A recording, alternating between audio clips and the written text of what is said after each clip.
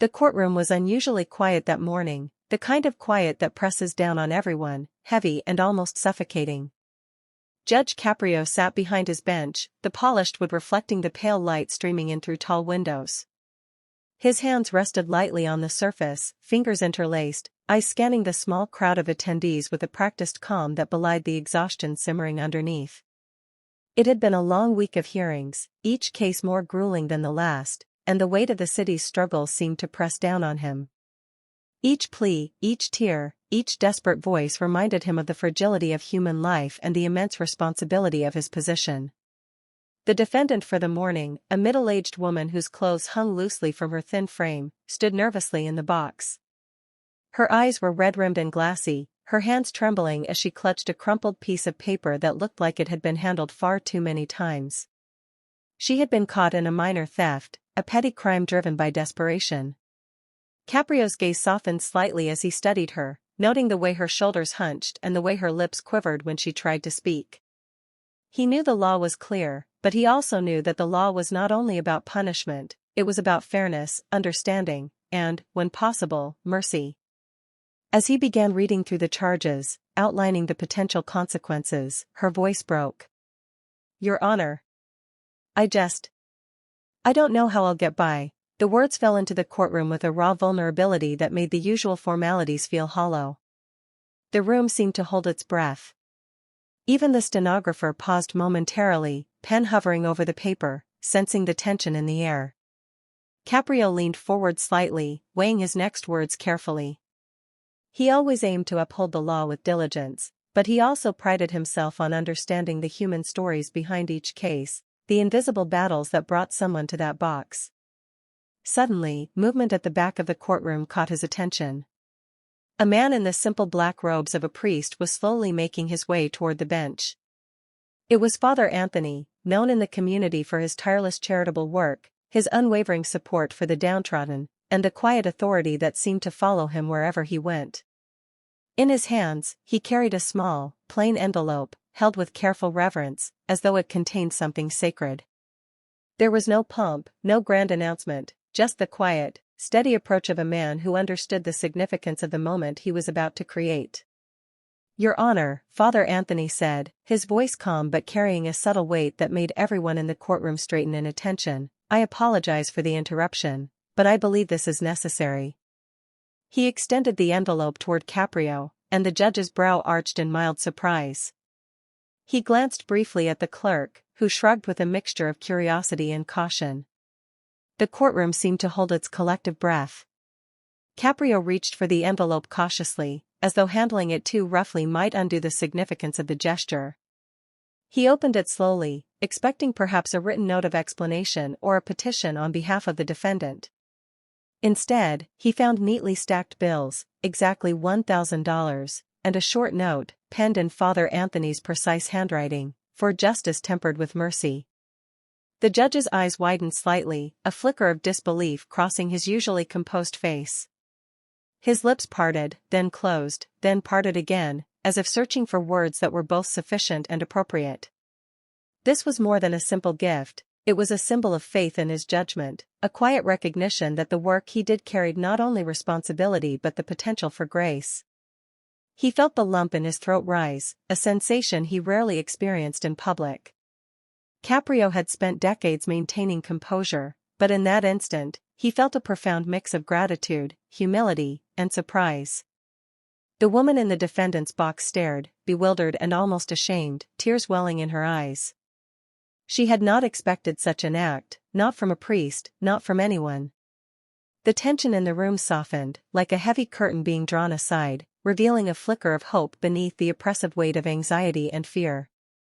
Father Anthony gave a slight nod, a subtle encouragement that seemed to say, "See the humanity behind every case, judge with your heart as well as your mind." Caprio carefully folded the note, setting it beside the envelope. He looked up at Father Anthony, a smile breaking across his face, small and almost trembling. I don't know what to say," he murmured, his voice quieter than usual, weighted with sincerity. "Sometimes, words aren't necessary, Your Honor," Father Anthony replied gently. "Just act with the heart you always have." The sound of the gavel soon returned, echoing in the wooden chamber, marking the continuation of proceedings. Yet, the energy had shifted in the courtroom. It was no longer just a matter of rules and penalties, it was a moment of recognition that even within the strictest walls of law, acts of compassion could resonate, altering hearts and guiding judgments in ways that pure authority never could. Caprio's eyes lingered on the envelope a moment longer before he returned his attention to the case, the quiet strength of the priest's gesture settling deep within him, a reminder that justice and mercy could coexist in the same breath. Later that evening, Judge Caprio sat alone in his chambers, the room dimly lit by the warm glow of a desk lamp. The courtroom noise of the day, shuffling papers, the low murmur of voices, the clatter of the gavel, had faded into memory, leaving only silence, punctuated by the occasional distant hum of traffic outside the courthouse. On his desk lay the plain envelope from Father Anthony, its presence a quiet, persistent reminder of the morning's extraordinary moment. Caprio's eyes lingered on it, tracing the neat handwriting of the priest's note once again, for justice tempered with mercy. The stack of bills inside the envelope was no mere sum of money, it was a symbol, a tangible gesture that carried meaning far beyond its face value. Caprio could feel the weight of it, not in a physical sense, but in the significance of what it represented. For decades, he had presided over cases with unwavering dedication, guiding each decision with careful thought, logic, and fairness. But rare were the moments that reminded him of the human connection that threaded through the law, the invisible line that linked judgment to mercy. The $1,000, the note, and the priest's quiet insistence had shifted something within him, a subtle but profound reminder of why he had chosen this path. He picked up the note again, reading the words slowly, savoring the simplicity and sincerity.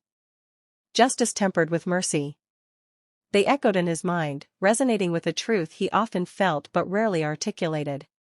He thought of the woman from the morning's hearing, her tearful plea, the tremor in her voice, the raw fear etched into every line of her face. He remembered the moment Father Anthony had approached the bench, the calm determination in the priest's eyes, and the ripple of surprise and wonder that had passed through the courtroom. It was a small gesture, almost invisible to anyone not paying close attention, yet it had transformed the energy of the entire room. Caprio felt a lump rise in his throat, a rare and unbidden emotion that he allowed himself to experience fully. He had always believed that a judge's strength came from discipline and composure, yet in this moment, he realized that true strength also required vulnerability, humility, and an open heart. He could feel the quiet power of kindness, the invisible force that moved people, changed lives, and reminded even the most stoic of men that the law, while rigid, could be balanced with humanity.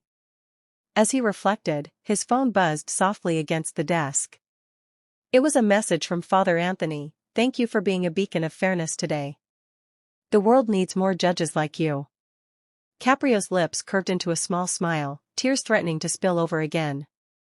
It was remarkable, he thought, how a simple act, an envelope, a note, a few moments of courage, could carry such resonance. The priest's gesture was not merely financial, it was a vote of confidence, an affirmation of Caprio's lifelong commitment to justice tempered with empathy. The judge sat back in his chair, letting the moment linger. He pictured the courtroom again, the subtle shift in atmosphere, the way the woman had looked at him with a mix of fear and tentative hope. Tomorrow, when he returned to the bench, he realized he would carry that feeling with him, not as a distraction, but as a compass, a reminder of the delicate balance between law and compassion.